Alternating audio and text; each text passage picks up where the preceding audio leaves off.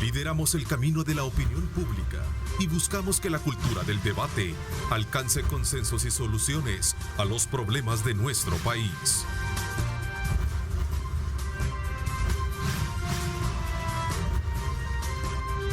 Diálogo con Ernesto López. 6 de la mañana con 30 minutos. Qué placer enorme, como siempre, saludarles a ustedes. Gracias por estar en sintonía desde muy temprana con nuestra programación, la cual está brindando información paso a paso de los acontecimientos que no solo ocurren en nuestro país, sino que también en el mundo entero. Hemos tenido el cierre de dos importantes arterias de ingreso hacia nuestra capital. Ya se nos informa si vamos a ver si podemos poner imágenes desde el sector del Boulevard del Ejército, en el sector de la colonia Santa Lucía, donde teníamos unos cierres precisamente en protesta de pobladores de esa zona. Así es que eso por un lado. Y por otro lado también tenemos algunos inconvenientes de cierre carretera a Comalapa, por lo cual han estado nuestros equipos periodísticos dándoles la cobertura pertinente, informándoles también acerca de la situación, cómo se está generando, sobre todo por el tipo de atraso que esto está generando en esta zona. Así es que desde ya usted ponga muchísima atención a nuestra programación. Vamos a estarles informándose en su momento para poderles llevar a ustedes, la situación que ocurre en estos lugares. Quiero aprovechar también en este momento expresar mi más sentido pésame a nombre de toda la familia de Megavisión para nuestro compañero de labores y amigo Pencho Duque por el fallecimiento de su padre, don Prudencio Duque, que falleció el día de ayer. Don Prudencio Duque Velázquez, esta mañana será oficializada, entiendo, una misa de cuerpo presente en Montelena, de donde también se van a llevar a cabo las exequias pertinentes. Así es que desde ya para nuestro buen amigo Pencho y su familia, vaya nuestra solidaridad y nuestro pésame y acompañamiento en este momento tan difícil. También, en igual forma, quiero agradecer a toda la feligresía de California en el departamento de Usulután, mi tierra, mi pueblo querido. El día de ayer se ofició una misa en agradecimiento por el estado de salud de este servidor. Muchísimas gracias al párroco, a mi madre, a mi padre, a toda mi familia. De verdad, muchísimas gracias. Dios concederá también las peticiones de cada uno de ustedes, los que asistieron, por sus momentos de reflexión y comunicación con Dios, para que este servidor pues estuviera acá, ¿verdad? Contando el cuento, como decimos. Esta mañana acá en nuestros estudios me acompaña el señor ministro de Obras Públicas, Romeo Rodríguez, a quien quiero darle la más cordial bienvenida. Ministro, ¿cómo está? Buenos días, Ernesto. Pues muy bien por acá. Un saludo al pueblo salvadoreño que nos ve y que nos escucha a través de este medio de comunicación, y muchas gracias por la invitación. Ministro, ¿cuál es el reporte que tiene de estos dos cierres de calles que hemos tenido? El sector de Colonia Santa Lucía entiendo que ya se aperturó, no así el sector de Comalapa. ¿Cómo está la situación actual? ¿Cuál es el estatus que se tiene? Sí, bueno, en Comalapa justamente hay cerca de 2.500 personas que han sido afectadas por la planta Aragón. Ellos mencionan sobre un alto grado de contaminación que hay en la zona porque no hay un botadero, y le han pedido en diferentes ocasiones a la alcaldía de San Salvador que los apoye con esto, y lastimosamente no han sido escuchadas, y por eso es que el día de hoy salieron a manifestarse. Con respecto a la colonia Santa Lucía, nosotros hemos visto las personas, era un grupo bastante reducido, los cuales cerraron el Boulevard El Ejército, lo cual al final de alguna manera no desestimamos, porque al final es población, ¿verdad? Es la gente, ¿verdad? Puede ser 1, 2 o 3 personas, y al final es el pueblo salvadoreño. Entonces no sé la razón exactamente, porque nosotros estamos trabajando. Yo creería que hace unos 2 o 3 días estuvo por ahí el alcalde de Ilopango, y también estuvo el procurador de los derechos humanos. Incluso hay personas que nos han mencionado, porque yo estuve bastante pendiente ayer en la noche sobre el tema, y una de las cosas que nos decían es que les habían dicho de que se manifestaran para que nosotros hiciéramos un desvío de agua, que por cierto ya lo estamos haciendo. O sea, ese desvío de agua no es como que no estamos trabajando, al contrario, nosotros lo que sucede es que la colonia se inunda desde hace 30 años, no es algo reciente. sino que ya tiene tiempo de estarse inundando porque se selló un pozo en la comunidad de Belén porque se estaba formando una cárcava en la zona y eso generó que el sector del Triángulo se generaran diferentes inundaciones. Las descargas al final de agua antes eran en la comunidad de Belén y se pasaron a la residencial Santa Lucía. Y eso hizo también que se generara una cárcava en la residencial, bueno, un complejo de cárcavas, porque no solo es una cárcava la que encontramos, sino que es un complejo de cárcavas que encontramos en la residencial Santa Lucía justamente por el tema de las descargas de agua. Ahorita nosotros estamos haciendo una obra, hemos hecho un desvío en la zona de las aguas y adicional de ese desvío para poder controlar todavía las aguas que están en la colonia Santa Lucía, estamos trabajando en un desvío provisional porque la idea es darles una solución permanente. Pero mientras tanto, para evitar inundaciones, un desvío provisional en la comunidad de Belén y vamos a hacer obras de mitigación en la comunidad de Belén. Y adicional, queremos hacer otras obras, incluso pasando por el Boulevard El Ejército, para poder controlar las descargas de agua hasta el río Las Cañas. Es decir, estamos buscando diferentes puntos para poder realizar las descargas de agua y que cuando nosotros ya finalicemos las obras en la residencial Santa Lucía, en la colonia Santa Lucía, de mejorar toda la capacidad hidráulica de la zona, en la comunidad Belén, que también vamos a mitigar los riesgos de la cárcava que está en la comunidad Belén, podamos también tener otra descarga de agua, no solo la comunidad Belén y la residencial Santa Lucía, sino que también por el lado del río Las Cañas, pasando todo el Boulevard El Ejército. Es una inversión bastante grande, pero que al final estamos dándole una respuesta que por años los pobladores de la zona la habían pedido, pero lastimosamente no habían sido escuchados. Entonces, Santa Lucía, ministro, la protesta es precisamente por la inundación que se genera en la entrada de la colonia, ¿no? Sí, la protesta es... que eso es histórico. Que eso es algo histórico. Yo he tenido la oportunidad y el orgullo de vivir ahí por muchos años, mi adolescencia la pasé y siempre fue un problema serio esa situación, siempre. Sí, lamentablemente... o sea, no es de hoy, ha sido una cuestión ha sido una cuestión permanente, incluso hay fotografías donde se ve cómo se inunda, donde han estado incluso buses de años anteriores, ¿verdad? De hace unos 20, 30 años, incluso rutas que ya no circulan en este momento y que de alguna manera generaban... Y a eso agréguele que fue una bendición haber cerrado la famosa pedrera del Guaje, que generaba también cuando habían esos torrenciales de agua, era precisamente una correntada de piedras que se traía de todo, desde el cerro.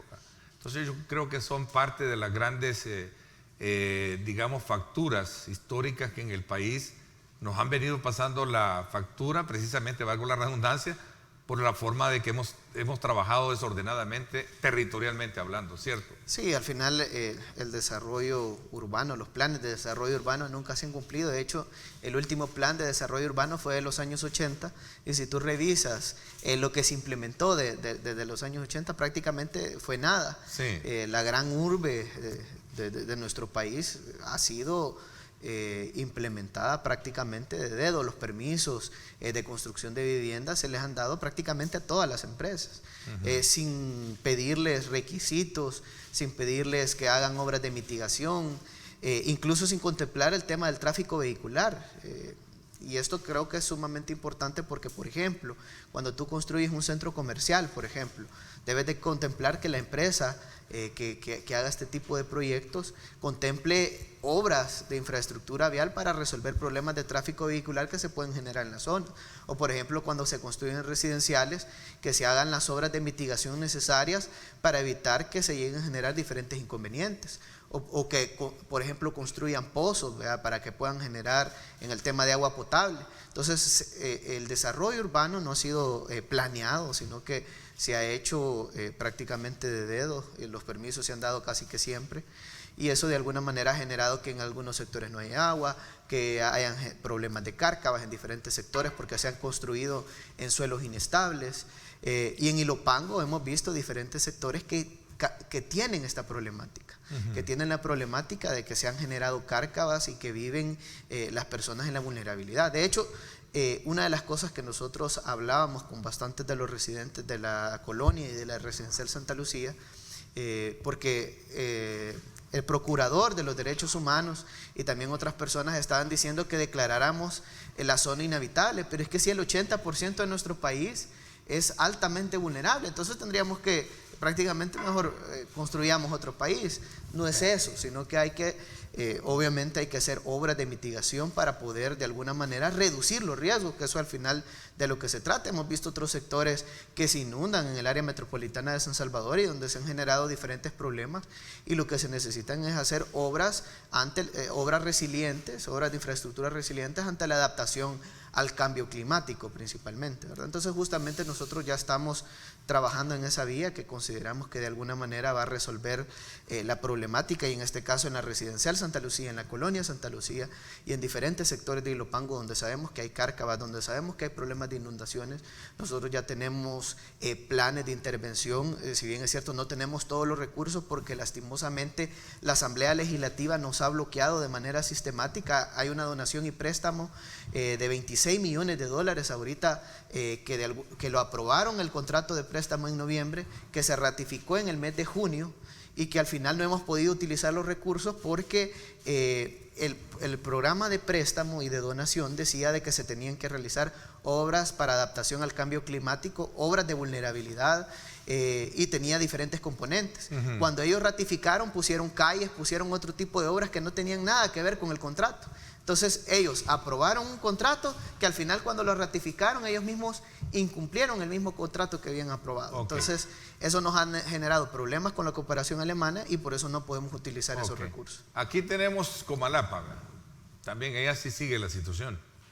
Sí, en Comalapa justamente lo que están pidiendo es un botadero a la alcaldía municipal. Es porque de alguna manera se han generado diferentes contaminación debido a una empresa, ¿verdad? Lo que están pidiendo es ayuda para poder de alguna manera resolver este inconveniente.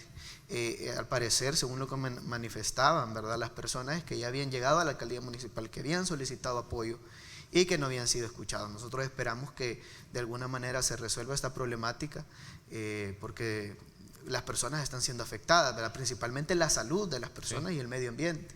Entonces, obviamente, nuestro equipo también, de alguna manera, de gestores de tráfico, estamos controlando. No podemos evitar que las personas se manifiesten porque es un derecho que tienen manifestarse, pero sí podemos de alguna manera regular y controlar el tráfico vehicular en la zona. Obviamente esperamos que lo más pronto posible se resuelva esta problemática y de alguna manera poder disuadir el tráfico y poder habilitar los carriles en la zona. Eso principalmente. Bueno, es una situación, dice, residentes de las comunidades exigimos al medio ambiente y ministerio. A ver, déjenmela un poco amplia la toma, por favor. Dice por el tema del botadero de basura Planta Aragón, dice por el fallo, por el grado de contaminación y peligrosidad para nuestros hijos. O sea, no quieren que se genere ese botadero en esa zona. Este es otro de los grandes problemas que tenemos en el país, hablando de territorio, ministro. Sí. O sea, el desorden de los territorios, aunque hay una ley que prohíbe botaderos a cielo abierto. Sí, la verdad que eso es un inconveniente bastante grave, principalmente porque trata de la salud de las personas. Esperamos que de alguna manera vamos a revisar, obviamente nuestro equipo también, porque trabajamos de manera articulada. Se le ha comunicado también al Ministerio de Salud y a todas las personas involucradas para que de alguna manera revisen este tema con la alcaldía municipal, porque sabemos que esto es altamente contaminado, ¿verdad? La zona. Entonces las familias por eso justamente están exigiendo esto, ¿verdad?, el cierre del botadero para poder evitar cualquier tipo de enfermedad, problemas del medio ambiente, entre otro tipo de cosas que esto genera. Entonces justamente por esa vía se está analizando todo. Obviamente la alcaldía municipal es al final quien revisa todos estos temas porque son justamente ellos los tienen, ¿verdad? Ellos son quienes administran los botaderos. Entonces le corresponde en buena parte a la alcaldía municipal. Bueno, vamos a estar a la expectativa y le vamos a solicitar a nuestro equipo de producción que nos mantenga al tanto, porque si todavía está el cierre, esto significa que los inconvenientes se nos están presentando. De hecho, el diputado Mario Tenorio, a través de su asistente, nos acaba de llamar precisamente que está en esa complicada situación de tráfico, por lo cual se le va a hacer bastante difícil poderse incorporar a tiempo a nuestra segunda parte de entrevista que vamos a sostener con él y también Margarita Escobar, para hablar acerca de temas en la Asamblea Legislativa. Vamos a estar a la expectativa de todo eso. Ministro, antes de poder entrar a hablar de los proyectos, ya incluso que me encanta cuando se habla de seguir ya con los tramos de apertura y la conclusión de aquellos proyectos que tienen que ver precisamente con el destape de la productividad en estas áreas, como es el caso del Puerto de la Libertad, que me encanta ya la calle que está siendo el bypass como punto de honor para hablar de productividad. También ya los trazos de licitación sobre el bulevar, ¿cómo se le llama? ¿Cómo se le llama al bulevar donde se está la licitación para ampliarla a 2 carriles? Sí. En el Zonte, creo que desde la playa del Obispo hasta la playa del Zonte. Va a ser como una especie de bulevar turístico, ¿no? Sí, es una especie de bulevar.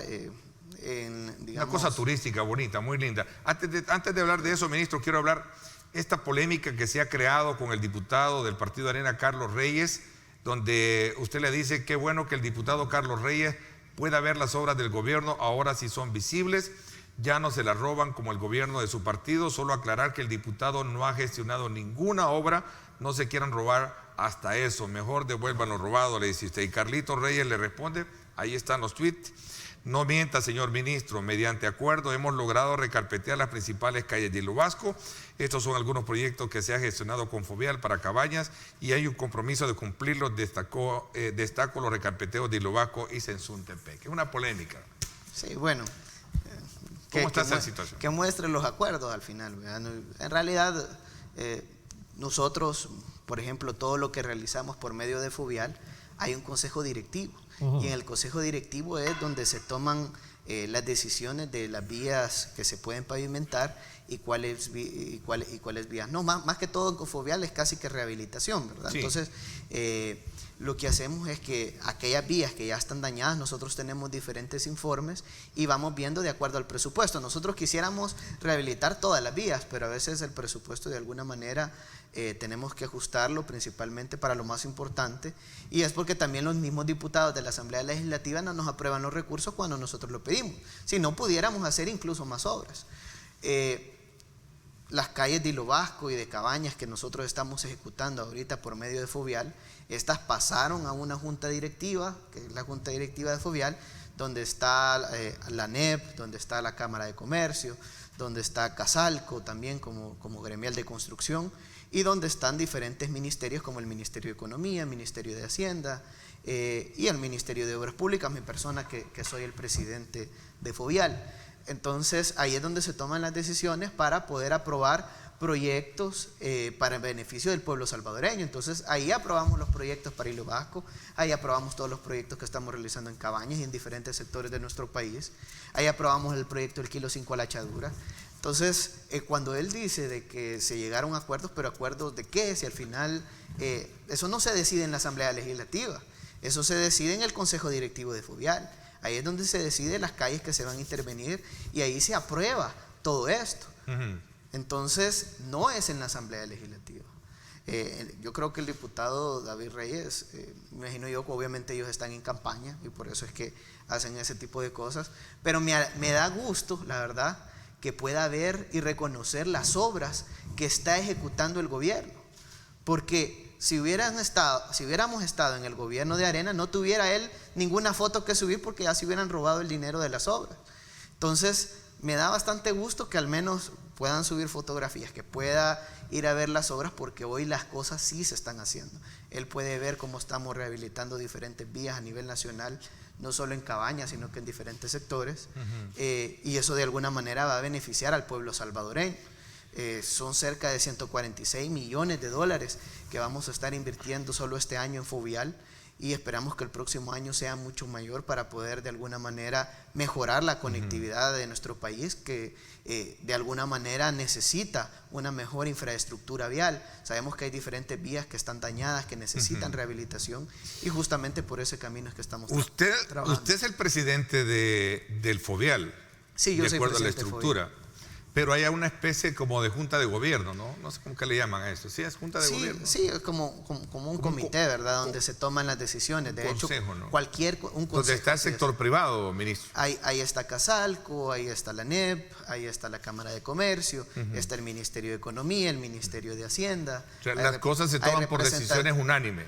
Y todo se toma por... obviamente puede ser que casi siempre es decisión unánime, pero obviamente puede haber... al final es por mayoría, ¿verdad? Si se logra mayoría, se aprueba cada una de las cosas. ¿No hay intenciones políticas de descrédito, de discriminación? ¿Qué es esto lo que ha pasado con el diputado Carlos Reyes? ¿Es expresión del folclore político electoral que tenemos viviendo hoy en día? Sí, ¿O es que verdaderamente lo que sucede, yo de hecho cuesta apartar los colores políticos tanto de uno como del otro? De hecho, yo no iba a subir nada. Al final puse la información porque él le está diciendo que gracias a ellos. Al final me parece que es un insulto al pueblo salvadoreño. Reconoce que el Fovial es que ha coordinado todo eso. O sea, obviamente, no, el Fovial son todos ustedes. Sí. Al final el punto es que dicen de que ellos lo gestionaron o que gracias a la asamblea legislativa, que gracias a los votos de ellos, etcétera. Pero es que al final yo no iba a poner nada, pero al final pusimos la información porque no es verdad. Era necesario aclararla. De hecho, él dio algunas declaraciones. Quiero que las digamos, las pongamos en el contexto y luego le damos también su respectiva reacción a lo que dijo Carlos Reyes con relación a esta situación, que creo que al final lo importante es arreglar las calles. Yo creo que...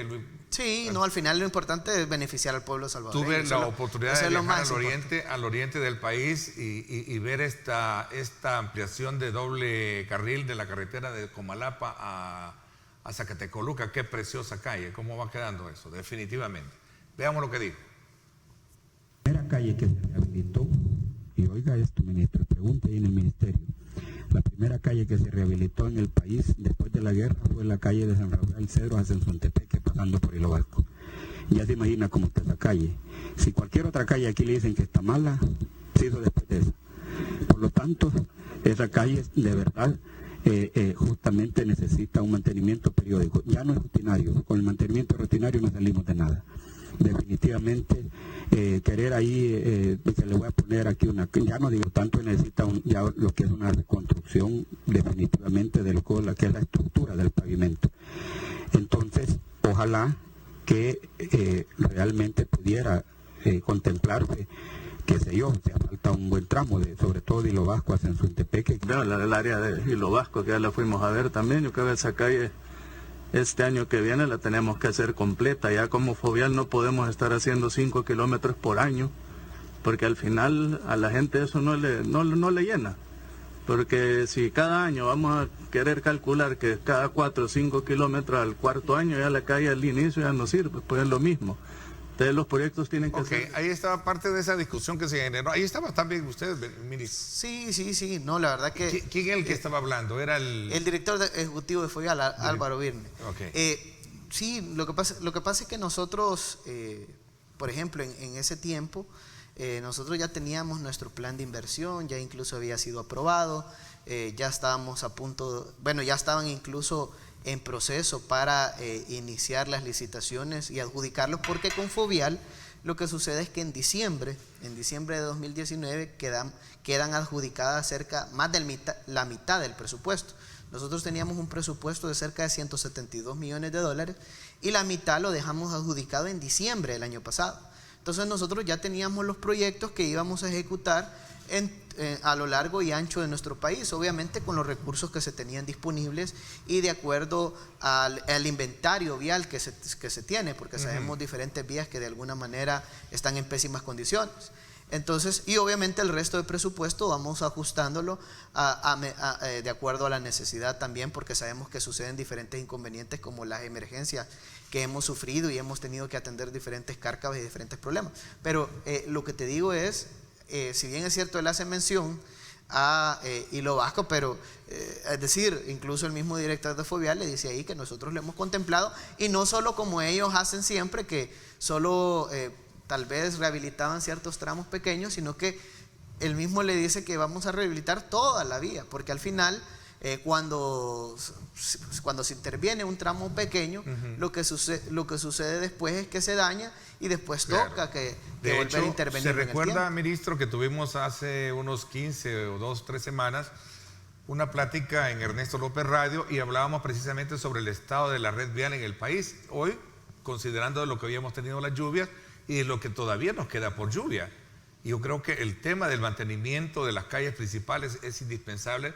No solo hacerlo en el momento, sino que prepararse previamente a un invierno. Creo que esa ha sido la política de atención que siempre han tenido los técnicos, ¿no? Sí, la verdad que hacerlo también de manera preventiva, que eso creo que es prepararse para el invierno. Importante, ¿verdad? Prepararse para el invierno y hacer obras de verdad que resuelvan los problemas. Hay vías, por ejemplo, que nosotros sabemos que tienen problemas de drenaje. Entonces hemos destinado partidas para poder hacer esos drenajes que son sumamente necesarios, porque lo que sucede es que debido a las inundaciones al final la calle se daña y estar solo haciendo bacheo en el mismo lugar cada vez que llueve, eso genera inconvenientes. Entonces en las rutas MOPO, ruta fluvial, nosotros estamos considerando incluso mejorar los drenajes, mejorar todo este tema que de alguna manera es altamente vulnerable, principalmente cuando se dan lluvias y afecta puentes, afecta carreteras y afecta diferentes sectores, ¿verdad? Entonces justamente por eso es que estamos contemplando todo este tipo de obras que son sumamente necesarias. Por ejemplo, y una de las cosas que decía el director de Fovial es que no solo queremos hacer tramos pequeños, sino que de verdad darle solución a la población. Te digo, el kilo 5 a la Achadura, por ejemplo, si es que antes intervenían por año cerca de 5 kilómetros, la carretera tiene 43 kilómetros, quiere decir que al final iban a terminar de intervenir esta calle en 8 años, al paso que iban, y después de los 8 años iban a volver a empezar. Nosotros estamos rehabilitando los 43 kilómetros de una sola vez. Entonces vamos a rehabilitar todo el kilo 5 a la Achadura. Sí hay un plan estratégico de atención para todas las carreteras, porque alguien dice por acá, Ernesto, no tienen un plan. Sí hay un plan estratégico, de hecho, por ejemplo, el kilo 18 hacia Perquín lo vamos a intervenir, sabemos que ha estado dañado. Lo que hemos hecho en este momento ha sido bacheo, pero ya estamos trabajando en el diseño para rehabilitar toda la calle. En el área metropolitana de San Salvador hay diferentes lugares que van a ser intervenidos, el Boulevard Venezuela y en diferentes sectores, Boulevard El Ejército, hay unos tramos que también se van a intervenir y así principalmente los tramos críticos que de alguna manera sabemos que tenemos que resolver las problemáticas donde la infraestructura vial está dañada. La calle Lara acabamos de intervenir en los 4 kilómetros los tramos que estaban dañados y ya la calle está en perfectas condiciones y así en diferentes sectores del país vamos a estar no solo en San Salvador y el área metropolitana, sino que en diferentes lugares vamos a intervenir para que de alguna manera le demos solución al pueblo salvadoreño. Estamos, por ejemplo, en Los Naranjos interviniendo la calle, estamos desde La Palma hacia Tejutla también interviniendo cerca de 7.7 kilómetros. Estamos en otros sectores, desde Trinidad hasta el kilo 18 rehabilitamos 3.4 kilómetros. Sí. Estamos a lo largo y ancho de nuestro país dando las soluciones debidas para poder de alguna manera garantizar que las calles estén en buen estado. Desde la playa de San Diego, por ejemplo, en todo ese sector en Comalapa, también estamos rehabilitando esa calle para poder de alguna manera beneficiar a todos los turistas. ¿La Jerusalén ya está concluida? La Jerusalén estamos a punto de concluirla, todavía no se ha terminado porque vamos a hacer, de hecho yo subí un video del mejoramiento que vamos a hacer de la ciclovía, la vamos a hacer más segura para todos los ciclistas, también paso seguro para los peatones en la zona. Para de alguna manera garantizar que el tema del ciclista se tome en cuenta, porque por años hemos visto las ciclovías descuidadas en pésimas condiciones y de alguna manera, de hecho ahí está el video que estás mostrando, esas son las obras que vamos a hacer por ejemplo en la Jerusalén y esperamos hacer ese tipo de obras en diferentes lugares de nuestro país, para ¿verdad? No solo, no solo en la Jerusalén ni el área metropolitana, sino que también en Santa Ana, San Miguel y otros sectores. Paralelo a eso teníamos el recuadro, todavía se mantiene la protesta, ministro. Pongámoslo, ahí está, todavía está la protesta, a lo mejor va a requerir de la presencia suya y también del Ministerio de Medio Ambiente. ¿Cómo eso tiene que ver con ambos? La carretera, la apertura y el tema entiendo que la policía de tránsito está en la zona. Ellos están de alguna manera persuadiendo para que liberen el espacio, pero ellos a lo mejor estarán pidiendo acuerdos. Sí. o compromisos. Sí, vamos a revisar, porque obviamente, como te mencionaba, al final es un tema municipal, ¿verdad? Pero vamos a nosotros de garantizar de alguna manera también. Sí. La autorización de un botadero de basura es una decisión municipal. Es una decisión municipal. Avalada por el ministerio, o no, con autonomía de ellos lo hacen. Ellos pueden verlo, ¿verdad? Al final el Ministerio de Salud puede de alguna manera también tomar decisión. Vamos a revisar ese tema, obviamente, ¿verdad? Vamos a estar a la expectativa de cómo está esa situación para que la liberen y puedan permitirle, porque es cierto, hay derecho de protesta, pues, pero tampoco de no limitarle el paso al otro. Sí, porque mucha gente aquí me está reportando que es inconcebible, Ernesto, nosotros vamos a trabajar y no tenemos por qué estar de alguna manera sufriendo los problemas que ellos de alguna manera pueden solucionar de otra forma. Y ahí está la disyuntiva, ¿verdad? También habitantes del sector de Sonsonate y Santa Ana, periférico Claudia Lar, ministro, ¿cuándo van a concluir esta obra que va a beneficiar muchísimo los congestionamientos en la zona? Es una buena pregunta. Cuando regresemos vamos a hablar de esto. Ministro, ¿qué reporte tiene usted de la serie sísmica del Gran San Salvador que se mantuvo el fin de semana? Hubo algunos daños paralelos en carretera. Vamos a hablar de eso también cuando regresemos, aprovechando su presencia hoy acá en nuestro programa. Aprovecho invitarlos a que no se pierdan En Directo con Ernesto López Radio. Hoy a las 6 de la tarde, como siempre, temas de mucho interés para que usted los tenga de primera mano. A ver, me decía, productor, vámonos a la pausa entonces.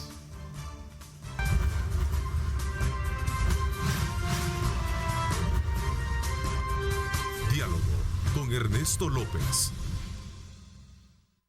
Estás viendo Diálogo con Ernesto López.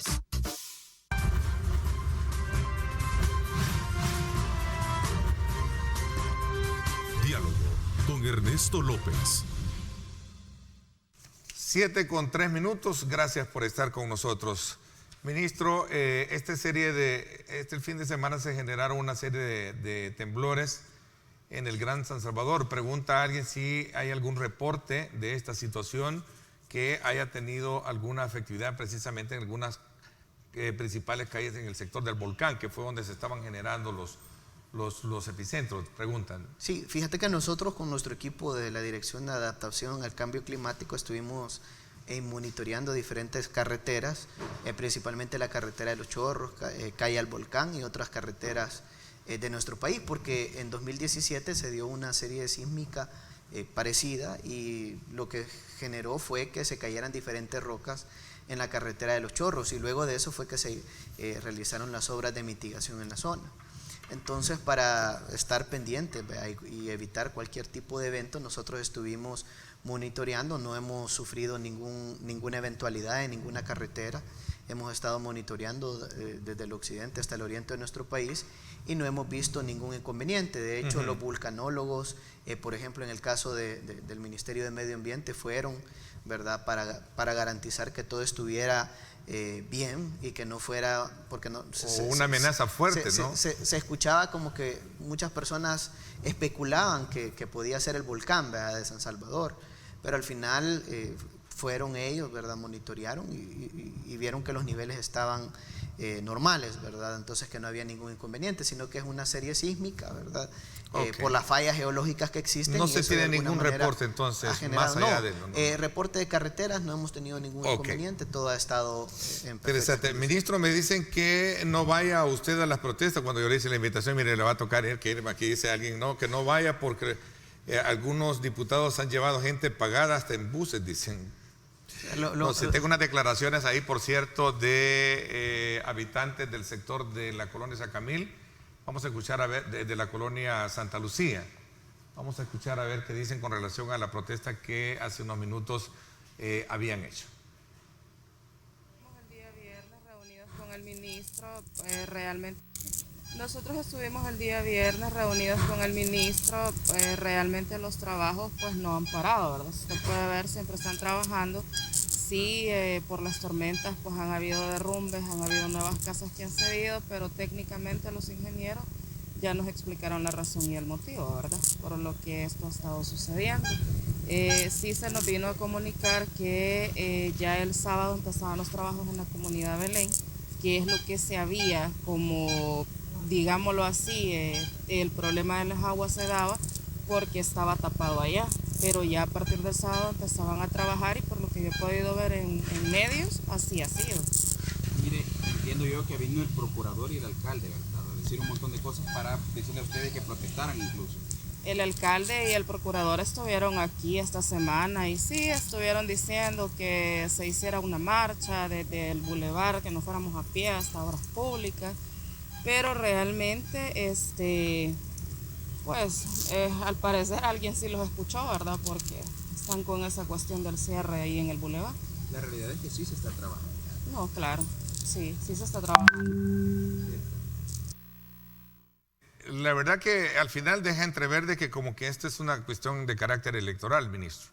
Sí, yo había escuchado más o menos eso, no había visto a la población diciéndolo, sino que nuestro equipo de gestión social había hablado con diferentes personas de la colonia Santa Lucía y de la residencial y nos habían manifestado esto, pero no teníamos, digamos, alguna evidencia de alguien que diera una entrevista, un video o algo, pero ya que la misma población de la colonia Santa Lucía esté diciendo esto, eso da de alguna manera evidencia de que puede ser algo de carácter electoral.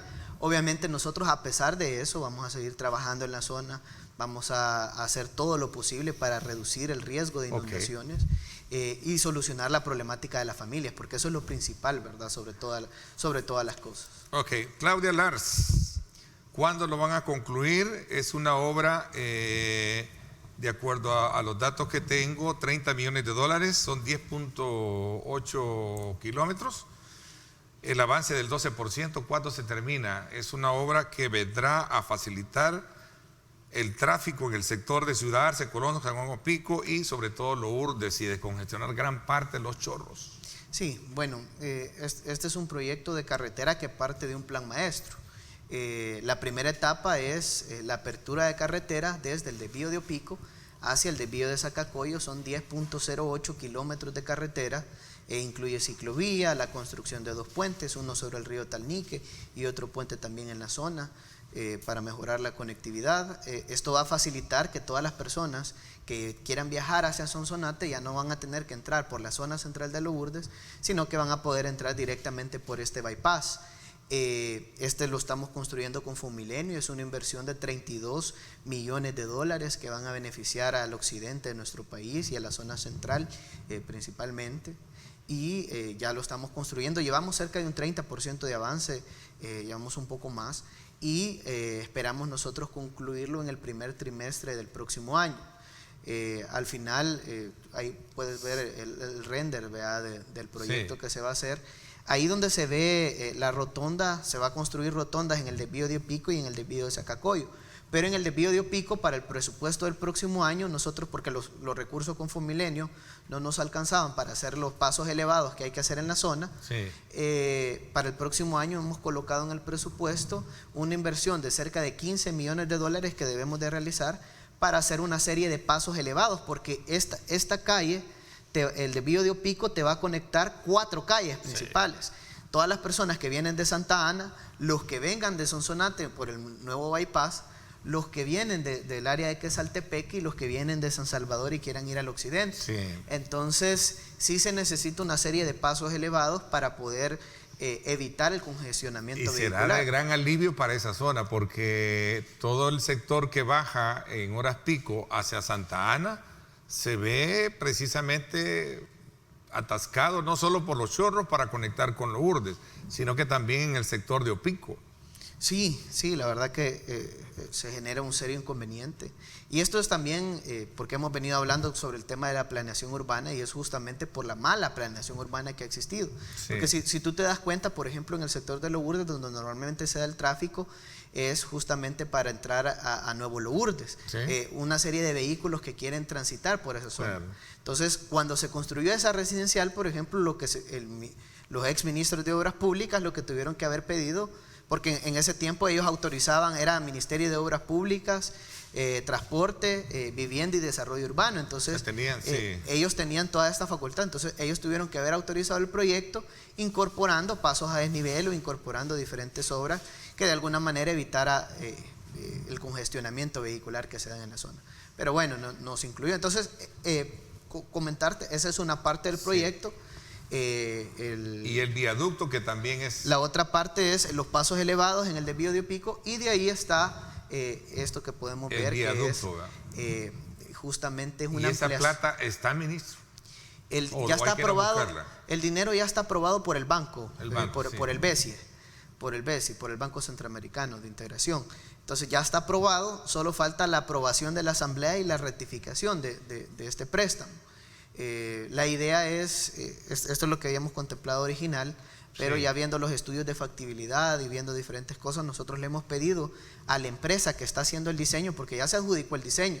En el primer año de gobierno licitamos el diseño, lo adjudicamos y la empresa está trabajando. Tiene 10 meses para concluir. El próximo año nosotros ya lo vamos a recibir, el diseño de ingeniería. La idea es ampliar la carretera desde Las Delicias hacia el desvío de Opico a 8 carriles y construir un viaducto principalmente en la zona donde se dan diferentes derrumbes, en la zona donde hay una alta vulnerabilidad, y en otras áreas se van a hacer obras de mitigación en taludes, entre otro tipo de obras que de alguna manera solucionen los problemas que se dan en la carretera. Pero entonces vamos a tener el periférico Claudia Lars, que lo vamos a terminar el primer trimestre del próximo año. Vamos a estar construyendo los pasos elevados en el desvío de Opico para poder mejorar el flujo vehicular, y vamos a realizar la ampliación desde Las Delicias hacia el desvío de Opico para poder garantizar un mayor flujo vehicular y evitar todos los inconvenientes que se dan en la carretera. Las Delicias, aquí por el sector de que es Saltepeque, la colonia, ¿no? No, o siempre por el lado de Los Chorros. Siempre por el lado de Los Chorros, Santa Tecla. Desde Santa Tecla hasta el desvío de Opico. Entonces, la idea es ampliarlo a 8 carriles. Qué bueno, porque muchos televidentes ven con agrado la construcción de obras de esta naturaleza que les viene a facilitar, obviamente, ese pesar grande de tráfico que tienen que sufrir todos los días, porque sí es un dolor de cabeza estar en esas grandes trabazones todos los días, definitivamente. Bueno, ministro, corriendo en el tiempo un poco, cuéntenos cómo está la situación del caso de La Libertad, porque el bypass que se construye en 3 segmentos es un punto también de honor que vendría a facilitar gran parte de la facilidad de tráfico ahí y elevar la productividad en la zona de La Libertad. Sí, bueno, el bypass de La Libertad es un proyecto de 61 millones de dólares que está compuesto por 3 segmentos. El segmento 1 parte del sector conocido como La Danta hacia el río Chilama. Ahí son 2.89 kilómetros de carretera a 4 carriles que van a beneficiar prácticamente a todo nuestro país, van a reducir los tiempos y costos de transporte para llegar a las playas de La Libertad, y también toda la carga logística que viene del puerto de Cajutla ya no va a entrar por Ciudad Puerto, sino que va a poder desviarse por este bypass. Entonces, justamente ahí pueden ver lo que se veía anteriormente era el segmento 1. El segmento 2 es el viaducto que podemos ver en pantalla. ¿Y el tercero? Es un puente de 380 metros. Y el tercero es después del viaducto hacia llegar a Playa Conchalío. ¿Cuántos kilómetros faltan para terminarlo, ministro? Esos son 2.25 kilómetros aproximadamente y es poco, a 4 carriles. Ya es poco lo que hace falta. De hecho, nosotros esperamos tener esta obra lo más pronto posible. Ya solo el segmento 3, que tuvimos que caducar el contrato, volverlo a licitar, adjudicarlo, hacer el diseño, porque incluso habían errores dentro del diseño, y a pesar que ya había estado aprobado. Ese es el segmento 3. ¿Ese es el 3? Ese es el 3, ya estaba, bueno, en ese momento fue cuando nosotros llegamos al gobierno, así encontramos el bypass de La Libertad. ¿Cuánto tiempo se termina esta etapa 3 más o menos? ¿O cuándo se estaría inaugurando, entregando esta obra? El plazo contractual, para serte honesto, llega hasta finales de marzo. Pero según lo que nosotros hemos visualizado, que va a estar antes de marzo, ¿verdad? Nosotros esperamos que en febrero o antes de febrero ya esté concluido. Ya tengamos lista esta Pero carretera. obviamente el plazo contractual sí llega hasta finales de marzo. Ministro, cuénteme un poco el tema del transporte. ¿Qué fin tiene la Asamblea Legislativa aprovechando su presencia? Pues son muchos los temas que hemos estado abordando de actualidad, pero también el tema del transporte, el tema de la concesión. ¿Cómo está esa situación? ¿Qué curso tiene y cuál es el estatus como tal? Sí, bueno, el transporte colectivo a nivel nacional hemos visto, ¿verdad?, que no ha tenido regulación. Nosotros fuimos los primeros que pudimos suspender, incluso hemos suspendido. ¿Hay sanciones? ¿Tienen sanciones hoy por toda esta situación que ha pasado? Hemos colocado sanciones administrativas a diferentes empresarios que no han sacado sus unidades a circular y se ha seguido un proceso. Somos los primeros que hemos querido de verdad regular el tema del transporte a nivel nacional. Ningún gobierno suspendió subsidios, fuimos los primeros nosotros. ¿Por qué? Porque sí tenemos la voluntad para poder cambiar radicalmente el transporte colectivo, donde se mueve el 70% de la fuerza laboral a nivel nacional y la hemos visto transportarse en unidades con pésimas condiciones. Esa realidad es la que nosotros queremos cambiar y necesitamos leyes que contribuyan a cambiar este esquema, porque ¿qué pasa, por ejemplo, si un asiento está dañado? ¿Qué pasa si una unidad no reúne los requisitos? ¿Qué pasa si algo sucede, no pasa ni tan siquiera la prueba de gases? Sí. Solo podemos colocar una infracción de 5714. Hay unidades que lo que deberíamos de garantizar es que ya no estén circulando. Entonces, la ley no nos permite hacer todo este tipo de cosas. Además, desde junio de 2010 hacia la fecha, se pagaron 466.2 millones de dólares en compensación económica. Y hemos detectado diferentes unidades que han estado embancadas en diferentes predios, sin llantas, sin motor, sin asientos, etcétera, y que se les ha pagado compensación por años y que no se les tuvo que haber pagado. Dinero que hubiera servido para reconstruir hospitales, para construir escuelas, para reconstruir todas las carreteras y la infraestructura vial de nuestro país. Pero al final se pagó a unidades que no estaban circulando. Entonces, por eso nosotros hemos pedido requisitos como GPS, revisiones técnicas vehiculares, entre otro tipo de cosas para mejorar la calidad del servicio. Un tema poco, digamos, poco transparente desde el punto de vista de cómo operan y cómo se controla esa situación, ¿no? Siempre ha sido así. Sí, y por eso es que nosotros le están exigiendo hemos pedido este tipo de cosas para poder regular y hacer que se cumpla la ley, porque la ley dice que se debe de pagar la compensación a la unidad que está circulando. Pero no ¿cómo garantizas qué unidad circula y qué no? Definitivamente. Con la tecnología, ¿verdad? El tiempo se me fue, ministro. Quiero agradecerle el que me haya acompañado esta mañana y nos haya actualizado precisamente sobre esta protesta que hemos tenido en el sector de Comalapa, que ya vimos que es una situación para protestar por el botadero que se está queriendo colocar en esa zona. Y en el caso de Santa Lucía, pues ya vimos que todavía pues también hay una situación ahí de inconformidad por la situación en la cual se generan las inundaciones. El tiempo se me fue, quiero agradecerle que me haya permitido conversar con ustedes, ministro. Gracias por acompañarme. No, gracias a ti, Ernesto, y un saludo también al pueblo salvadoreño, decirles que vamos a seguir trabajando todos los días para poder generar diferentes proyectos de inversión. Ya terminamos cerca de 60 diseños de puentes y carreteras que esperamos nosotros incorporarlos en el presupuesto del próximo año y que los diputados de la Asamblea Legislativa aprueben estos recursos que son sumamente necesarios para generar miles de empleos directos e indirectos que nuestro país necesita, más en este momento de la pandemia. Interesante, gracias. Cuando regresemos, nos acompaña el diputado Mario Tenorio, que creo que ya superó la situación en la que se encontraba y ya estará por acá cerca de este tráfico en el sector de Comalapa.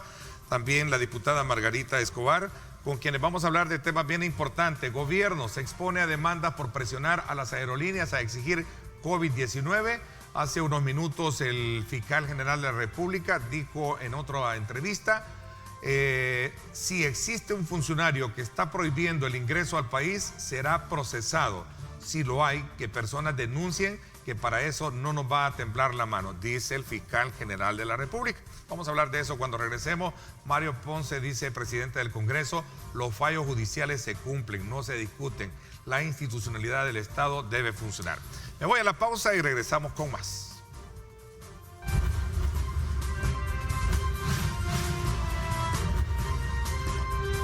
Diálogo con Ernesto López. Estás viendo Diálogo con Ernesto López.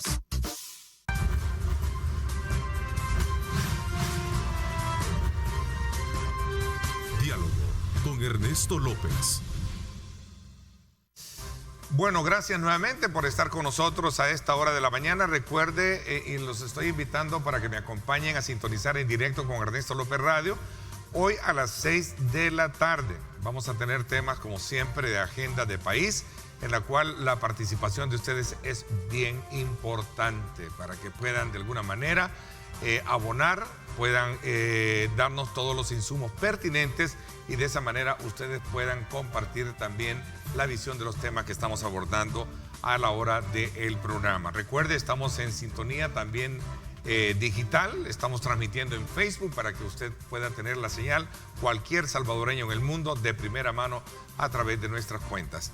Margarita Escobar, diputada del Partido Arena, con nosotros y presidenta de la Comisión de Economía. Muchas gracias, Margarita, por estar con nosotros. Ernesto, buenos días, un verdadero gusto estar con usted y de verdad muy contenta de acompañarle esta mañana.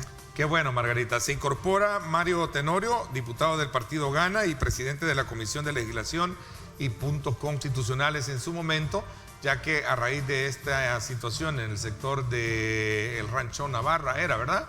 Se estaba generando el congestionamiento y pues se le hizo difícil poder estar a tiempo, pero ya se va a incorporar a nuestra entrevista. Margarita, una polémica fuerte se ha generado a raíz de la decisión del gobierno de no, digamos, acatar el fallo judicial para cumplir lo que sería el mandato de la Sala de lo Constitucional de eliminar la prueba de COVID a todo aquel salvadoreño o extranjero que ingrese al país. El gobierno, en este caso, de acuerdo a algunos juristas, se expone a demandas por presionar a estas aerolíneas a que lo exijan, por un lado. Y por otro lado, decía que hace unos minutos el fiscal general Raúl Merara ha dicho que todo aquel, si existe un funcionario que está prohibiendo el ingreso al país, será procesado. Si lo hay, que personas denuncien para que eso no se dé y no nos va a temblar la mano. Así están las cosas. Bueno, en primer lugar yo quiero decirle a nuestros compatriotas que están queriendo regresar a su país que lamento mucho la situación en la cual nuevamente el gobierno de El Salvador los está poniendo a ustedes. No es justo, no es correcto y además es ilegal que a los salvadoreños en el exterior se les prohíba el retorno a su país. Quiero decirles que estamos muy atentos a esta situación. Lo segundo que quiero advertirles a los salvadoreños en el exterior es que ustedes tienen derechos. Y todo lo que les están haciendo pasar en el exterior, con sus vuelos, con sus boletos comprados y con todas las consecuencias de no dejarles subir a los aviones, es totalmente ilegal. Y ya han escuchado la nota de introducción de Ernesto López, lo que ha dicho el fiscal. Ustedes tienen derecho a presentar sus demandas porque el fiscal ya dijo que no le temblará la mano para establecer los procedimientos correspondientes. Lo tercero, esto afecta a la gente aquí en el país enormemente. ¿Por qué? Porque tenemos que un aeropuerto es el punto de entrada y el punto de presentación al mundo. Si las autoridades dicen hoy sí, mañana no, vimos una conferencia del director de migración donde está perturbado por decir de que él malinterpretó unas instrucciones que nunca le dieron. Yo quisiera detenerme en esa frase. Él se responsabiliza por haber malinterpretado algo que nunca recibió una instrucción. ¿Quién paga los platos rotos? La gente. Si el que no da la orden dice que la dio y el que no la escuchó dice que es su culpa por no haberla interpretado bien, dígame de quién es la culpa. ¿A quién se está refiriendo? ¿Al director? El director de migración. De migración, en sí. Su conferencia verdaderamente alarmante. Sí, pero después pidió disculpas por no haber, de alguna manera, haber dado bien clara la postura sobre ese punto, ¿verdad? En el que sí se iba a exigir a todo aquel que en la medida quiera ingresar al país, ¿verdad? Inicialmente dijeron que los salvadoreños podían regresar. Después él dice que se equivocó. Dice el presidente de Ali que vamos a combinar esto, Margarita, sí, ¿cómo no? Claro que sí. Para contraponer lo que está, claro, porque hace unos minutos el presidente de CEPA también decía en la entrevista con nuestro amigo Moisés, decía, esta medida no le prohíbe la entrada a nadie al país. Ojo, no le prohíbe la entrada a nadie al país, únicamente es un requisito que se suma a las acciones de prevención que el gobierno pone en vigencia para salvaguardar la salud de los salvadoreños en el territorio de los pasajeros y de todo nuestro equipo. Vamos a pasar ya ahí a don Mario, que ya nos acompaña por acá. ¿Qué dice esto? Lo que pasa es que ya la Sala de lo Constitucional advirtió al gobierno de El Salvador que es inconstitucional la prohibición para los salvadoreños a que retornen a su país y entren. Lo que se está haciendo es una ruedita en el cual ahora el gobierno dice que las aerolíneas son las responsables de pedir un certificado firmado y sellado de COVID o de que están libres de COVID los pasajeros. Es decir, le está dando la responsabilidad a las aerolíneas, eso en primer lugar, y en segundo lugar lo está llevando extraterritorialmente. ¿Qué quiere decir esto? Que si una persona en el exterior, de hecho en los vuelos de Los Ángeles, toda la gente estuvo quejándose todo el fin de semana. Y yo no me estoy inventando esto. ¿Por qué? Porque las aerolíneas que van a ser multadas con $6,000 por pasajero si no traen ese papelito firmado en plena época de tecnología, donde nadie le está firmando papeles en Estados Unidos y que debe tener una vigencia de 72 horas, las aerolíneas entonces ponen sus requisitos allá, porque de lo contrario entrarían en problemas aquí en El Salvador. Eso es inconstitucional. Usted no es que los pare de que entren aquí en el país, los para de que se suben en el avión para que entren al país. Lo hace extraterritorialmente y además le da la responsabilidad a las aerolíneas. Eso es lo que está pasando. Si usted ve también y observamos claramente lo que pasa en las fronteras terrestres, tampoco hay unidad de criterio. ¿Por qué? Porque las instrucciones han sido ambiguas. Sí, ya lo que usted comentaba, que hubo cierta confusión al respecto. Don Mario Tenorio, buenos días. Gracias por el esfuerzo que ha hecho de poder maratónicamente llegar hasta donde nosotros sabíamos que estaba en un congestionamiento que se había generado en el sector de Navarra. Gracias por acompañarnos. Muchas gracias, Ernesto. Buenos días a toda la teleaudiencia de Canal 21. Me alegra mucho poder verte nuevamente conduciendo el programa. Muchas gracias. Hay que darle gracias a Dios por eso.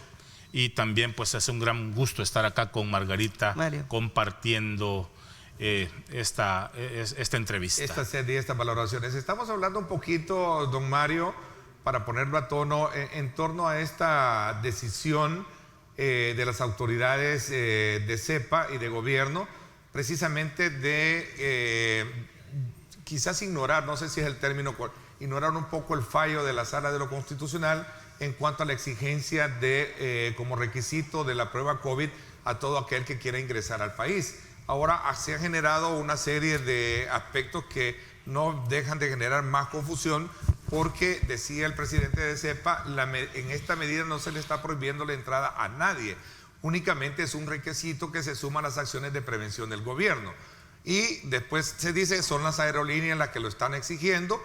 El fin de semana también el director de Migración también dejó entrever una estela de situaciones en las que no se iba a pedir, pero después aclaró que sí se iba a exigir este documento. Entonces, estamos hablando de una situación que tiene que ver con aspectos meramente legales, más que de otra forma. ¿Cuál es la lectura que ustedes tienen? Y les doy la palabra a ambos, porque sé que el tiempo nuestro apremia mucho en esta entrevista que tenemos. Así que les doy la palabra a ambos para desarrollar una buena temática y un tiempo prudencial de 1 minuto y medio para que podamos seguir en esa dinámica. Gracias, Ernesto. Bueno, el precepto constitucional establece que no se le puede limitar la entrada a ningún salvadoreño al país. Y efectivamente esa fue la decisión que conocimos la semana pasada por parte de la Sala Constitucional.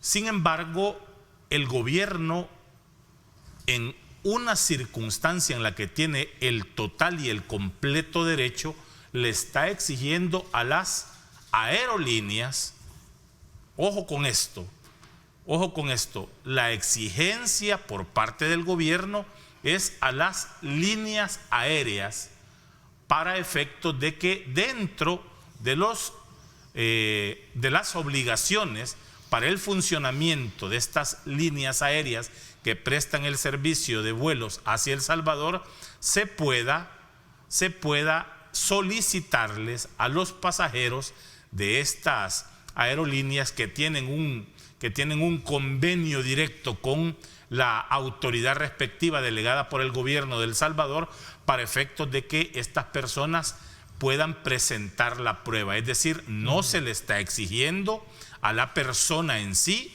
de parte del gobierno de manera directa, sino que este es un acuerdo o un entendimiento que se está teniendo con las líneas aéreas que prestan servicio hacia el país. Al final de todo esto debemos de darnos cuenta que la medida es para que esta situación continúe a la baja, así como hasta ahora va, con la colaboración de todos, porque aquí pues hay que reconocer que no solo los órganos del Estado, sino que principalmente los salvadoreños han logrado entender las responsabilidades que se deben de tener para poder cuidar cada uno de nosotros. Y no tener los disparos pertinentes que han tenido otros países. Correcto. Dice el fiscal general, pero a propósito, don Mario, de lo que usted está planteando, sumo otro elemento también para el análisis. Dice el fiscal en una llamada telefónica que hizo otro medio, además, si alguna aerolínea se siente coaccionada, el término coaccionada, también puede poner una demanda y entonces actuaremos según la ley. El fiscal es claro en sostener de que si un funcionario está prohibiendo, pues si hay una demanda, denúncielo, y para eso no nos va a temblar la mano. ¿Qué piensan, don? Bueno, los funcionarios lo que han pues prácticamente advertido es de el estricto cumplimiento por parte de las líneas aéreas al convenio o al acuerdo que se tiene entre el gobierno y ellas. Así es de que ahora las declaraciones del señor fiscal general de la República, pues definitivamente así tienen que ser, porque él es el garante de que se cumpla la ley también en el país. Es decir, no está yendo más allá de sus funciones, pero vuelvo y repito, esta es una situación de naturaleza contractual entre el gobierno y las líneas aéreas que prestan el servicio. El gobierno está bien claro en cumplir el fallo de la Sala Constitucional y ellos ya sentaron posición al respecto. Ok, voy a una pausa y le doy la palabra a Margarita cuando regresemos y entramos en la dinámica de debate, que obviamente este es un tema que está generando mucha expectativa. Hay muchos salvadoreños que se están preguntando allá, bueno, ¿cómo voy a hacer para ingresar si no tengo la prueba a la mano? Guatemala tiene una experiencia de facilitarla y creo que es completamente gratis, de acuerdo a la información que se maneja. Quisiera que habláramos de esto cuando regresemos. Una pausa y gracias mil por estar con nosotros. Somos Grupo Megavisión, un medio de comunicación que gracias a la preferencia y al trabajo periodístico nos ha logrado colocar en las últimas encuestas que se han dado a conocer como un medio de mucha credibilidad en el país. Así estamos, trabajando para que usted se mantenga bien informado.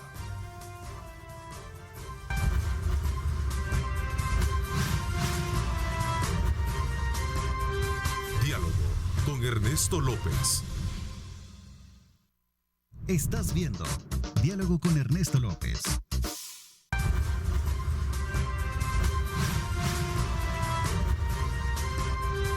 Diálogo con Ernesto López. Gracias por estar con nosotros. A ver, Margarita, le quedé con darle la palabra también. Minuto y medio también ambos para poder desarrollar bien yo y creo... encontrarle la esencia, digamos la esencia o la coherencia o de la legalidad que puede tener o no esta situación. Margarita. Yo creo que lo que acaba de decir el diputado Mario Tenorio es correcto. El gobierno le exige a las aerolíneas que éstas exijan a los pasajeros que le den un papel firmado y sellado por un doctor en los Estados Unidos o donde sea que estén, que diga usted no tiene COVID. Muy bien, pero las aerolíneas, ¿a quién le van a exigir ese papel? Se los va a exigir al pasajero, se lo va a exigir a los salvadoreños. Si el salvadoreño no lo tiene, porque déjeme decirle, en Estados Unidos nadie le está firmando papeles ni sellando papeles porque todo es electrónico. Y aquí en El Salvador además les dicen que no se vale que sea electrónico, que tiene que ser en papel. Al final del cuento, la responsabilidad va a terminar en el pasajero, en el salvadoreño o en el extranjero. ¿Qué significa eso? Que el salvadoreño se le prohíbe su entrada, se le obstaculiza su entrada, pero desde el lugar de origen. El hostigamiento finalmente es hacia el pasajero, aunque la exigencia sea a las aerolíneas. Eso primer punto. Yo creo, y de verdad lo lamento mucho, que veremos muchas demandas, nacional e internacionalmente, entre otras cosas, porque hay salvadoreños afectados. Yo les quiero leer algo que sale ahora en el diario del señor Carlos Castro, residente en Virginia, y dice: estábamos emocionados de que íbamos a estar una semana, ver a la familia y revisar el proyecto de inversión, pero mejor lo cancelamos. La aerolínea también nos notificó que cancelaba el vuelo. Esto ilustra en el corazón de esta discusión lo que le está pasando a nuestros compatriotas. Segundo tema, este salvadoreño venía a revisar un proyecto de inversión y se le cancela el vuelo. Las demandas pueden venir también por violaciones a CAFTA en el capítulo de inversiones, donde uno de los requisitos contractuales entre el gobierno de El Salvador y el gobierno de los Estados Unidos es precisamente el tema de los aeropuertos y de las facilidades aeroportuarias y de los vuelos internacionales. Yo creo que podríamos estar viendo demandas internacionales por violación al acuerdo de libre comercio. Y lo tercero que creo que podemos estar viendo son lo que ya hablábamos al inicio, que así tiene que ser, es el fiscal diciendo: miren, yo si recibo demandas voy a proceder, y esa es mi función. Así es de que yo creo que lo que hay que hacer es revisar de inmediato esta medida y tratar de ser racional en las exigencias para que los salvadoreños puedan abordar sus vuelos y venir a El Salvador. No obstante, yo pienso e insisto siempre en que la exigencia del gobierno es a las líneas aéreas. Sí, así es. No es a los pasajeros, no es directamente a los pasajeros, son las líneas aéreas. Ahora, hay que hablar con esta claridad también, Margarita. No se está exento de una probable acción por parte de las líneas aéreas si éstas se sienten agraviadas. Es que aquí el derecho de acción no se le está limitando a nadie. Ellos pueden accionar definitivamente, es decir, no se tiene esa posibilidad, no se tiene ese alcance de limitar el derecho de acción. Y ahí es en donde tendrá que jugar su papel, insisto, el fiscal general de la República. Pero quiero aclararlo, Ernesto. El gobierno no le está exigiendo absolutamente a ningún salvadoreño que para poder entrar al país deba de presentar su prueba PCR, en este caso negativa, con un intervalo de 72 horas, sino que directamente a las aerolíneas, porque a ellas sí les tiene el gobierno pues toda la potestad legal para poderles exigir eso. Aparte de eso, entendamos el riesgo que se corre con un avión con alrededor de 100, 150 personas y durante 5 horas en un vuelo. Si lo trasladamos de esa forma, en un vuelo desde Los Ángeles, por ejemplo, hacia El Salvador, cuando estas personas no saben si efectivamente han abordado el vuelo, las personas que las acompañan y que son positivas de coronavirus. Yo insisto que la intención del gobierno es mantener los niveles que hasta ahora tenemos en cuanto a contagios que cada día van a la baja. Hay una lógica que versa precisamente sobre ese punto, que lo que se está evitando es, digamos, controlar aquellos casos que a lo mejor puedan venir y nos puedan crear más problemas. Pero también tiene mucha lógica si lo vemos desde el contenido de la ley, y ustedes más que nunca, mejor que nadie, no me dejarán mentir, es que no se puede estar violentando la ley cuando hay estipulaciones bien contempladas, especialmente en una resolución. Margarita, y ambos tienen la palabra. Mire, el mundo ya se está abriendo nuevamente, el transporte aéreo también en el mundo entero. Y fíjense que qué curioso, solo El Salvador está pidiendo un papel sellado y firmado para que puedan subirse a un avión y venir a El Salvador. ¡Qué curioso! Todas las demás aerolíneas, todos los viajes internacionales, incluyendo transatlántico, tienen las aerolíneas y tienen los países sus protocolos para evitar precisamente que vayan en un avión posibilidades de contagiarse. Lo curioso es que, mire, solo El Salvador está pidiendo un papel firmado y sellado para 72 horas antes de abordar un vuelo. En primer lugar, ¿cuánto le cuesta a un salvadoreño adquirir esa prueba? Entre 400 y 500 dólares. Segundo, no le van a dar un papel firmado y sellado. Eso ya no se ocupa, para eso está la tecnología. Tercero, qué curioso que solo a El Salvador se le ponga este hostigamiento que finalmente llega al propio salvadoreño. La aerolínea deberá cumplir ese requisito del gobierno salvadoreño. De lo contrario, le caerán $6,000 por pasajero. Por otro lado, fíjese usted, ¿por qué si los vuelos internacionales ya se están rehabilitando en todas las direcciones, ¿por qué no vemos las mejores prácticas que están ocupando otros países? ¿Por qué poner ese obstáculo que además va en contra de la nueva realidad? Y la nueva realidad se llama tecnología. Si usted quiere pedir el requisito de tener la prueba, ¿por qué no la admite de manera electrónica? Si hoy todo se hace de manera electrónica. En Estados Unidos no hay. ¿A dónde va a caer toda esta... lugares donde le firmen y le sellen? ¿A dónde va a caer toda esta situación o hasta dónde va a llegar si hemos visto plazos incumplidos o acciones incumplidas en el pasado, don Mario? Pero yo quiero aclarar una situación. Sí. Yo quiero aclarar una situación en torno a esta última circunstancia que Margarita planteaba. El mismo presidente de CEPA ha manifestado que si esta prueba es emitida por el laboratorio en forma electrónica, tal como lo está expresando Margarita, el pasajero tendrá que comprobarlo de la misma forma presentándolo en el counter de la aerolínea respectiva. Es decir, esta situación no es exigible el hecho de que se presente, ¿verdad?, el comprobante pues en físico, o perfectamente el pasajero puede imprimirlo. Esto se puede escanear y se puede presentar. El objetivo es, Ernesto, continuar salvaguardando la vida de los salvadoreños.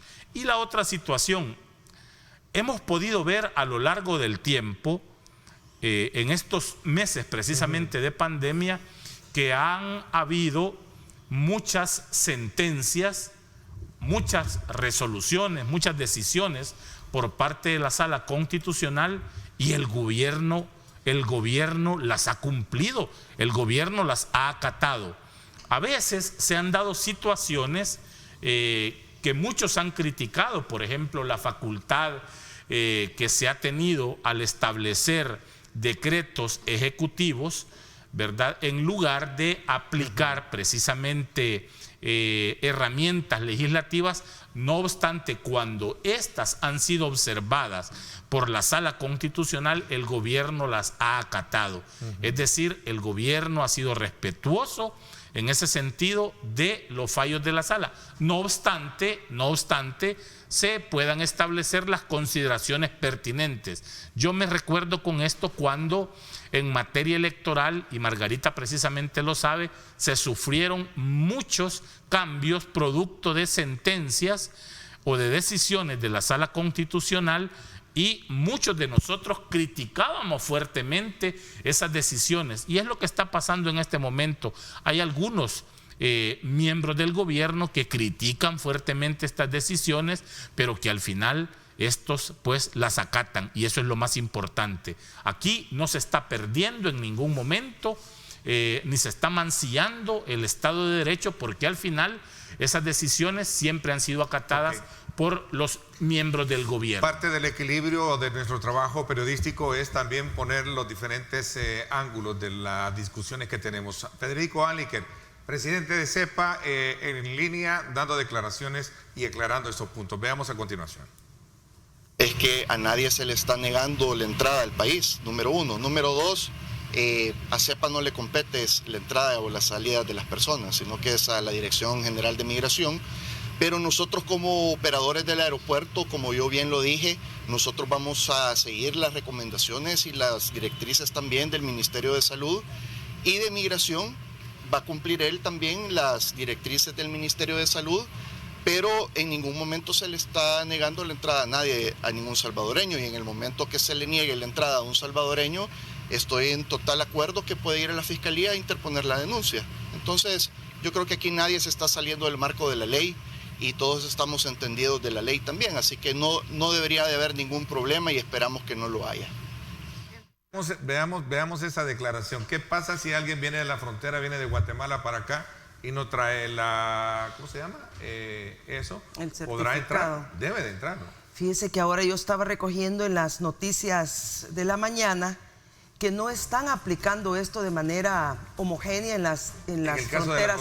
En las fronteras marítimas, perdón, Margarita, marítimas y terrestres no se está exigiendo la presentación de la prueba PCR. Por lo tanto, ahí no hay ningún inconveniente. No hay ningún inconveniente. Solo por avión. Efectivamente, solo las aerolíneas. Ahí viene la pregunta. ¿Por qué discriminar? Si soy salvadoreña y quiero entrar a mi país vía aérea, vía terrestre, vía marítima, ¿por qué he de cumplir con requisitos diferentes? Porque usted viene en un vuelo y se puede contagiar. De acuerdo. Pero también puedo venir en un bus, puedo venir en un carro, puede venir con un grupo de transporte público terrestre o marítimo.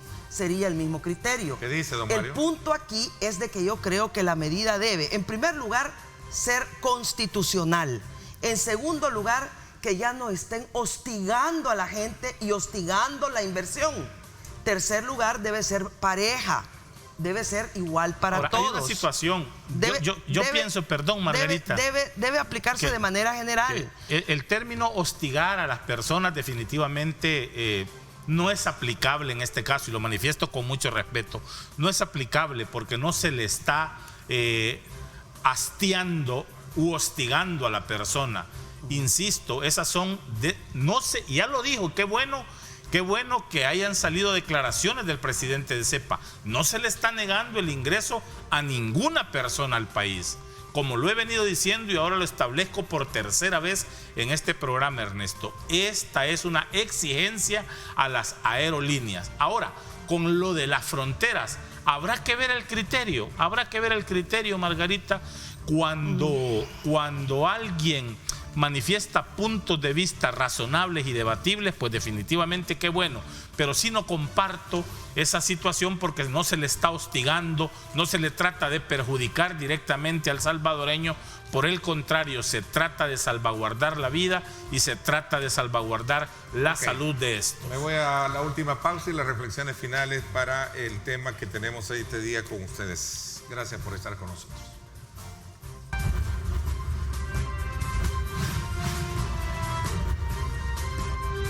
Diálogo con Ernesto López. Estás viendo Diálogo con Ernesto López.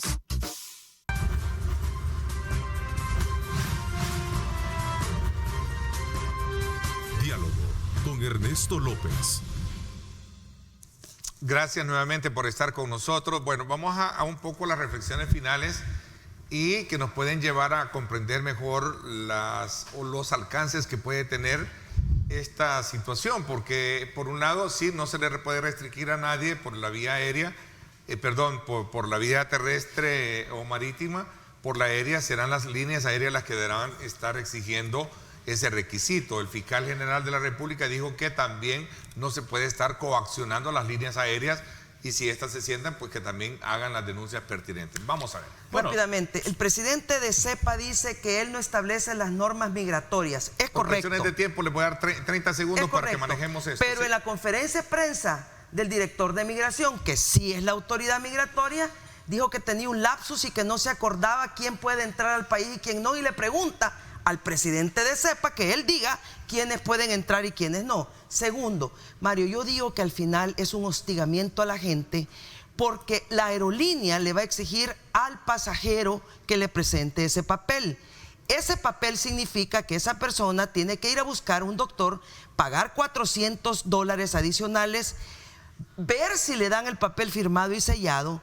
La gente está perdiendo sus vuelos, las aerolíneas están cerrando sus vuelos. Este fin de semana dejaron de operar vuelos internacionales llenos de compatriotas.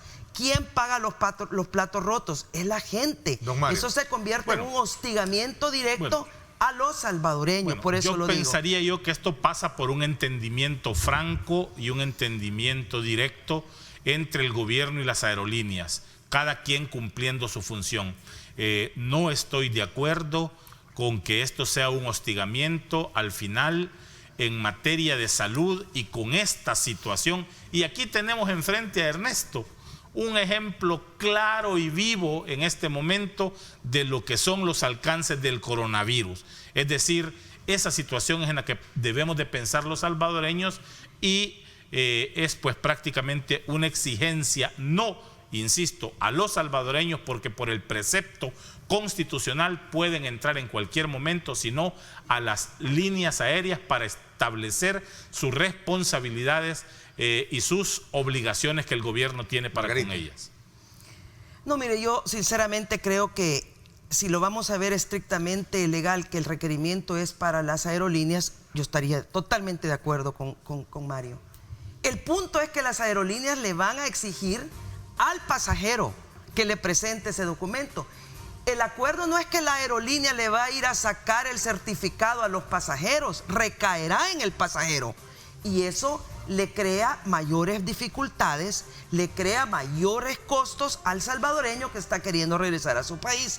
Pero mire, siendo creativos y positivos, ¿por qué el gobierno salvadoreño no mira a su alrededor y aprende de lo que todo el mundo está haciendo para facilitar la entrada de los salvadoreños a sus países o de la nacionalidad que se trate y evitar el hostigamiento a ellos, también protegiendo la salud de la gente? No creo que en El Salvador sea el único país en el mundo que se pueda estar en riesgo de un vuelo internacional y que se puedan contagiar. Hay medidas, hay buenas prácticas. Está la OMS que ha dictado también algunas medidas que se pueden seguir. Aquí en Centroamérica, miren Guatemala lo que está haciendo. Y ahí no están hostigando a su gente. Don Mario, palabras finales del tema. Bueno, definitivamente aquí no se le está limitando a ninguna línea aérea e incluso a ningún ciudadano, porque últimamente hemos visto, y lo manifiesto porque así lo he estado viendo en las noticias, a candidatos a diputados y en este caso del Partido Arena promoviendo acciones ante la Sala de lo Constitucional, promoviendo, por allá anda una candidata que todas las semanas llega y promueve una acción ante la Sala de lo Constitucional, y no me extrañaría que eso pueda pasar. Que y tienen todo el derecho. ¿Eso tenga un juego político electoral a su criterio? A mi juicio sí, a mi juicio sí. Claro está, no lo está haciendo Margarita, no lo están haciendo otras personas, pero Margarita sabe precisamente a quién me estoy refiriendo. Entonces, ¿y a qué quiero llegar con eso, Ernesto? A que cualquier ciudadano entonces, al sentirse agraviado por esta situación, puede desarrollar la pertinente acción. La acción. Entonces, esto así es. Me quedo con el sabor a seguir abordando este tema. Me comprometo por cuestiones de tiempo que tuvimos el contratiempo del tráfico, invitarlos más adelante para que sigamos ahondando en estos y otros temas que están ahí en agenda legislativa. Así es que, Margarita, gracias por haberme acompañado. Gracias, don Mario. Gracias, Mario. Buen día. Los espero en radio hoy a las 6 de la tarde con un debate político también muy interesante. Gracias, pásenla bien. Y como siempre, recuerden lo más importante, amar a Dios sobre todas las cosas. Lideramos el camino de la opinión pública y buscamos que la cultura del debate alcance consensos y soluciones a los problemas de nuestro país.